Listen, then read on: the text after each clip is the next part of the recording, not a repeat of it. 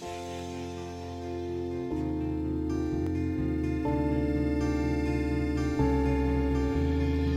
my name is Joanne Lee.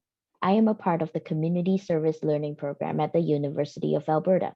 We are currently working with the Regional Environmental Action Committee on a plastics remanufacture project. And I'm here to interview Dave Ultis. I am David Ultis. I work with Citizen Scientific Workshop. We're a workshop based in Boise, Idaho, USA. And we make all sorts of educational and science-related products, from educational robots to things that help with community solutions and world solutions, such as waste plastics recycling machines. And so the shop behind you, what we do is we harness capabilities. We're trying to attract every way we can make something so that we can make anything. And this has been working out really well to develop supply chains for these new machines that are at a grassroots level, changing the way that we can recycle plastics. That is already sounding great. Like your project, I can tell it's going to open up so many doors. How did you get started with these ideas, and how did you get started in this huge project? You can take that back as far as you want. I think I got started wanting to make things ever since I can remember wanting to have a hobby or being curious about something. And that's always led me through my life to use things that I find in order to make projects. And as I grew into wanting to make that into my livelihood, I understood how I could always use something secondhand in order to build maybe something that didn't exist yet. And now we are at the point where, especially with the plastics machines with Precious Plastic, which is this great worldwide open source movement that develops waste recycling technologies, we've found that to be such a core part of how we might be able to make this work. And so, founding the company in 2012, we started with making, accessible and sustainably developed like small robotics kits. And the ethos behind that led us to want to scale and develop capabilities so that we can make better things and sort of restore not only a supply chain, but a localized level of manufacturing that's self-reliant, that can develop new technologies and make them accessible.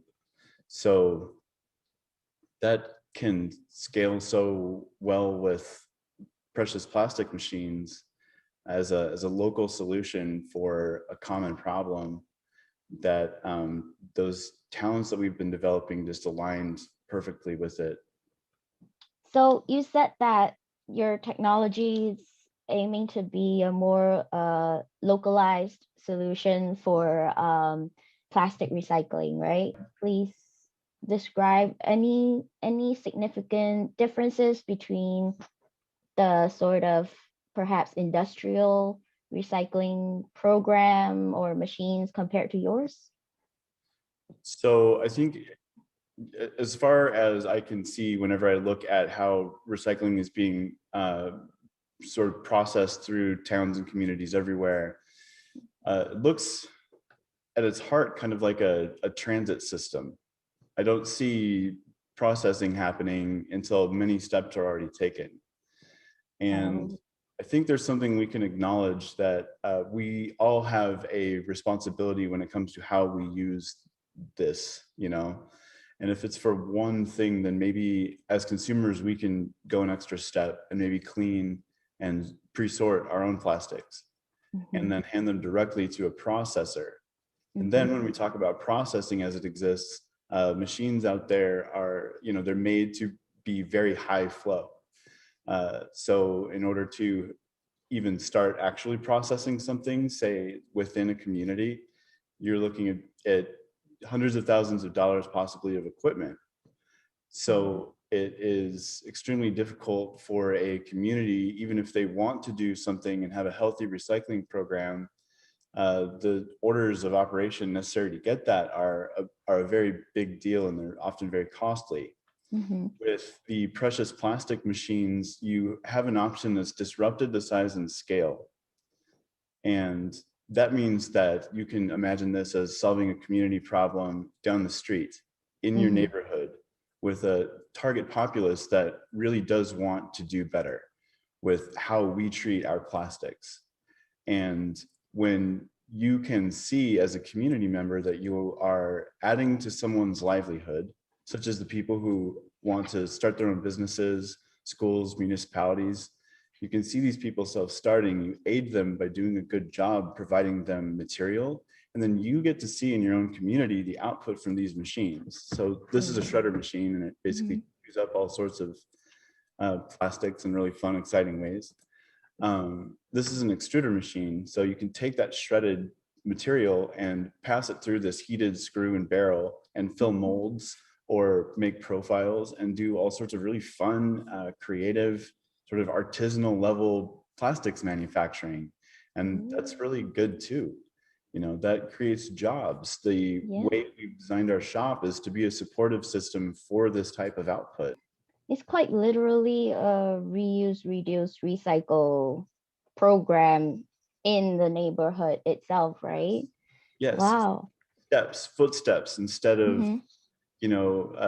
large freight shipping containers full of plastic where nothing's being done with it until it leaves, and then what?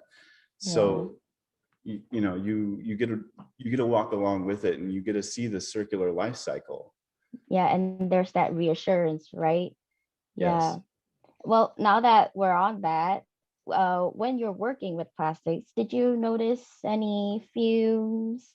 There are realities to what plastics manufacturing looks like, and when we work with it, we wear 3M, like organic vapor masks, and gloves and safety goggles. Well, we use like rated safety glasses. We want to capture as much of, it's largely a smell that comes with plastics. And when we're reprocessing, our concerns for capture are we developing any like fine dust? And so we can use air to capture that against filters. Are we creating any off-gassing? We can use this like a carbon filter to be able to capture that. So that way Mm-hmm. our external impacts, our carbon footprint when we're purposing this plastic is it's accepted, it's practically minded, and it's easy to mitigate. A lot of people nowadays are still not aware that um, even just under normal sunlight, plastics can be releasing toxic fumes. So it's great that you're not only protecting yourself, but you're also doing that extra measure for the public. Found plastics constantly sort of shedding in a way, and scientists find that in fields everywhere. Microfine particles inside body systems of wildlife and ecosystems. And we need to capture that as closely as possible so it just never gets there. That should Mm-hmm. not be where these materials are ending up. Mm-hmm. Now that we're on that topic, you did say microfine plastics. What are your thoughts on that? What are your thoughts on microplastics? I think it comes with the relatively recent territory of what plastics even are. We are finding it everywhere when we look, and we can't ignore that. And we need to mature how we produce these materials, because plastics inherently are a wonderful material. Something so reusable is not something we've had for a long time. And we should be doing better, and that comes from every step of the way: how we make them, how we use them, and back again. I hope that even just the most meaningful incremental progress might help us see better things. Leads to perfectly to the next question. When did you realize that, you need to work on this issue and that we need to transform the way that we are dealing with plastics? I wonder, has it been evident possibly for our entire lives? I Mm-hmm. mean, I definitely grew up with the same messaging, in grade school. And I wonder if I've seen much progress since then. And yeah, so I think it's been evident for quite some time. I think waking up to solutions is a different matter. We've been aware of the problem, but Mm-hmm. are we able to actually visualize things that are practical solutions that sure maybe come at their own cost because of the nature of what we're dealing with in terms of consumer waste and post-industrial waste, Mm-hmm. but reprocessing that into something beneficial is, I think, something that's both practical, um, it's almost solvent, right? It should just be able to carry itself as a, as a practical way of life. Mm-hmm. I think we're getting there, We're especially getting with there. a lot of people pursuing, varied interests and specialties in making that happen. Mm-hmm. There's people that concentrate on building machines or that are researching how to automate plastic sorting. People that specialize in just what you make, and they make these beautiful molds for objects. Mm-hmm. And they're all just sort of starting out. They're all young companies with building a history. And I think building on solutions that are solutions to crises now is going to be a very important and beneficial model for new companies that have a mission and Mm-hmm. they create value in that mission. And it's been cool to see all these different avenues sort of blending together in something that is a system that works well. Mm-hmm. But and also obviously your company and your work is working towards that, right? But obviously technology still finding a way to get to that level where everyone can access that technology and um, manage plastic in a safer way. We are still getting there. So for now, what do you think that we should do with the plastics that are here that already exist, and we as consumers, how should we deal with them? I think it comes down to when you find yourself holding that object in your hand. It could be packing material, a container, an old tool, a plastic box that cracked or something like that, and you are trying to get it out of your life, right? You are finished using it. Mm-hmm. Stopping to consider what it is, what it's made of, and what else might be done, and building a receptacle in your home that lets you put it there. Mm-hmm. And it may look different. It's just you're not throwing it away. You're keeping it to collect and move. So Mm-hmm. if you have lots of clear water bottles, figure out a way you can efficiently store them until you have enough, and then go Mm-hmm. find someone like me or someone who has these machines and ask if they'd like to process it for you, because that might be the exact person. They're popping up everywhere. Mm-hmm. Yeah. Wants your plastic that has something to do with it. Mm-hmm. Speaking of recycling, what do you think about the logos, those tiny logos that are on every plastic, almost every plastic products right now? Are they contributing to any sort of thing? I mean, they're really recognizable, right? Every time Mm-hmm. you see those, it's, oh, okay, that's a certain kind of throwaway, right? Mm-hmm. Um, I know that in China, for example, they have something more like a periodic table of specific types of plastic that you can sort by, Mm-hmm. which is really awesome. Like it certainly helps me as somebody who's trying to figure out what to do with each, because it's more specific, it's better detailed. So consider number 7. If Mm-hmm. you see plastic recycling number 7 in North America, it's to be recycled, and it's number 7, so you can't throw it away or recycle it in traditional recycling programs. So you're Mm-hmm. lost, right? You're Mm-hmm. stuck in limbo. In the Chinese standard, that would be 7, 8, and 9 specifically, and you would know that 7 is an ABS, 8 might be a composite, and 9 might be PLA. think those are the numbers. I'm still trying to memorize them, but they're so helpful. And I want to universalize every best detail that we have. I love the recognizability.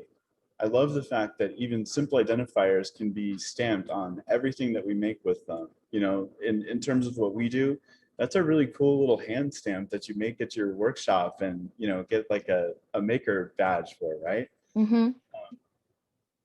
But we can expand upon that with the best practices across, you know, the entire planet, and gain something that is not the sum of its own benefits, they are multiplied. Mm-hmm.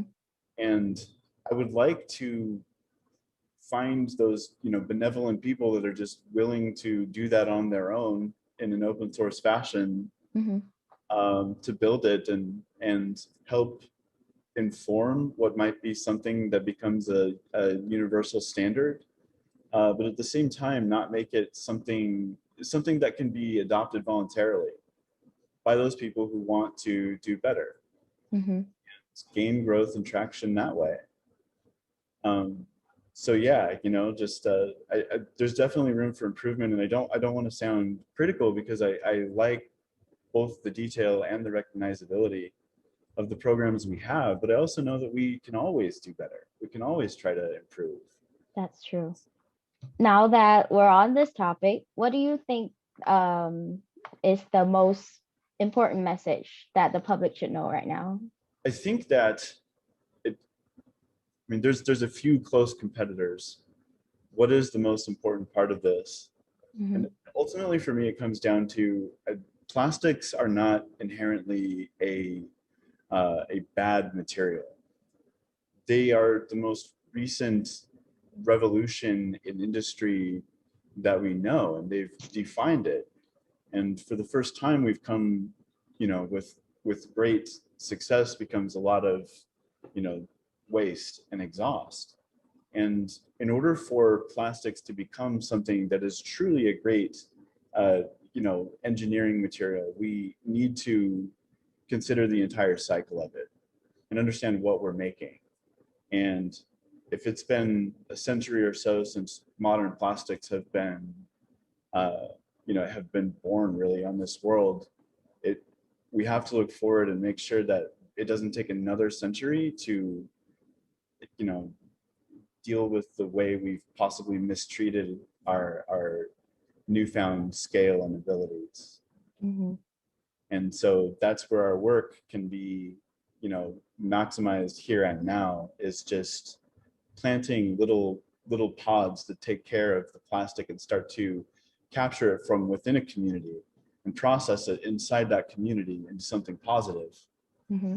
Um, just I imagine little dots solving that problem everywhere, instead of and relying on a more distributed, more self-starting and sort of you know, by social consent sort of in a way, rather than needing a strong central infrastructure, because we see that those are have never maintained what we actually waste in terms of this material.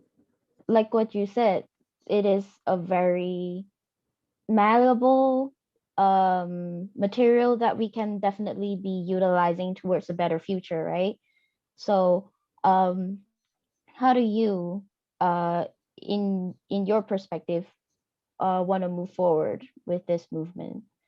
Is there Oh, anything everything's challenging? about it. Yeah. Yeah, I mean, we these most recent machines, uh, sort of the generation of plans were published in January 2020 by Precious Plastic Official. And 2 months later, lockdowns began happening.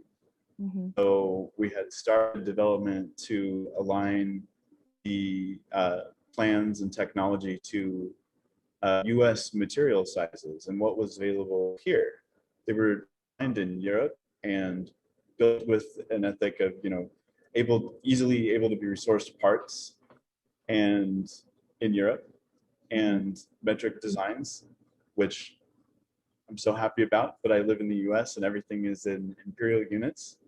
And so Yeah. And one of the big challenges is just having that odd space in your brain that's set aside for conversions. Mm-hmm. Mm-hmm. We had just begun to adapt the official plans to US sizes and materials when lockdowns began happening. And we thought we were going to be, kind of like sheltered and, sheltering Yeah. in space for eight Mm-hmm. weeks.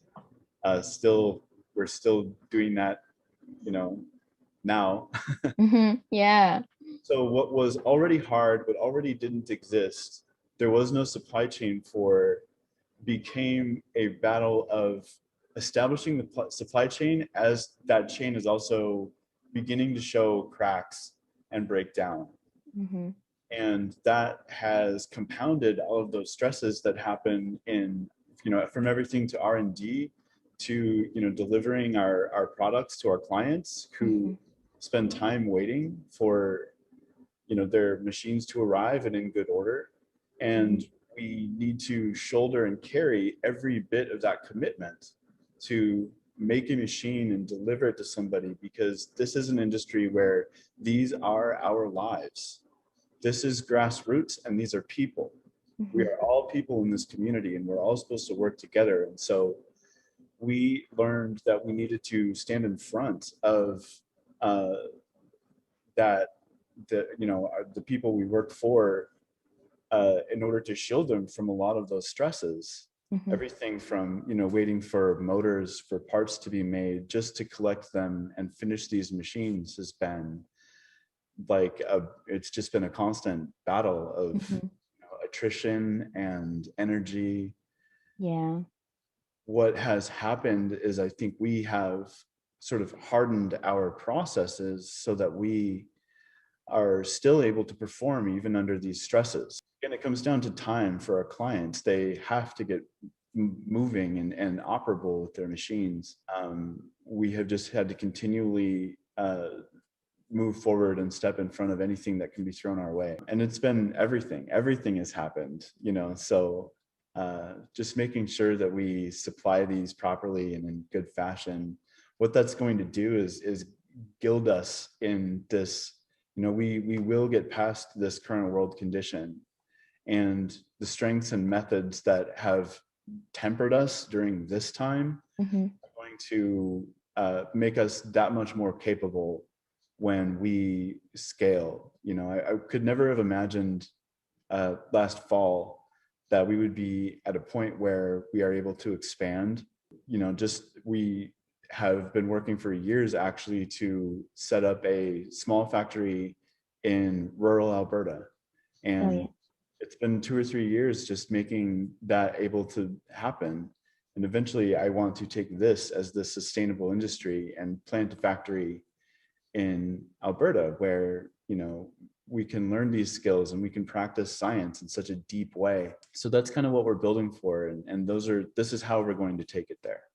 And what sort of mindsets do you think that is sort of kind of planted in almost everyone's minds that should be changed?